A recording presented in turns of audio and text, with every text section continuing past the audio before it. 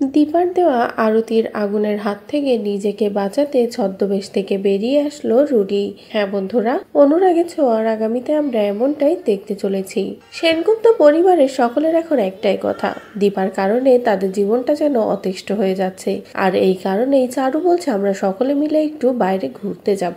এদিকে উর্মিও একই কথা বলছে। তবে জন্মাষ্টমীর পুজো নিয়ে কারোর কোনো মাথা ব্যথা নেই, কিন্তু প্রবীর বিষয়টা নিয়ে কষ্ট পায় যে এত বড় বাড়ি সবাই আছে, তারপরেও কারোর কিছুই মনে নেই। আর এই কষ্টটা নিয়ে প্রবীর যখনই বের হয় তখনই দেখে যে বাইরে জমজমাট আয়োজন, জন্মাষ্টমীর পুজো হচ্ছে আর প্রতিবেশীরাও সকলেই চলে এসেছে।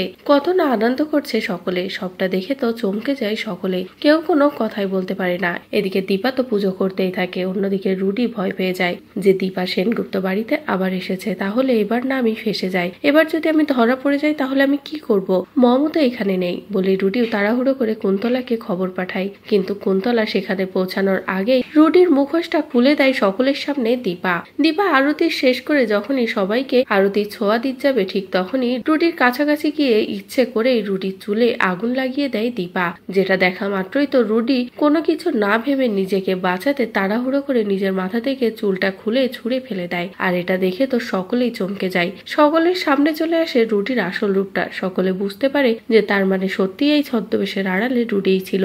দীপা যা বলেছে সত্য বলেছে। অন্যদিকে কুন্তলাও নিজের ছেলেকে কোনোভাবেই বাঁচাতে পারে না। এদিকে দীপা হাসতে থাকে আরতি হাতে নিয়ে। অবশেষে আমি ঠাকুরের আশীর্বাদে রুডির মুখোশটা সকলের সামনে খুলতে পেরেছি। তো বন্ধুরা, এবার যদি সত্যি আরতির আগুনের হাত থেকে রুডি নিজেকে বাঁচাতে গিয়ে এভাবেই সকলের কাছে ধরা পড়ে যায়, তাহলে সেটা দেখতে তোমাদের ঠিক কেমন লাগবে কমেন্ট করে জানাও। পরবর্তী আপডেট পেতে চ্যানেলটি সাবস্ক্রাইব করো।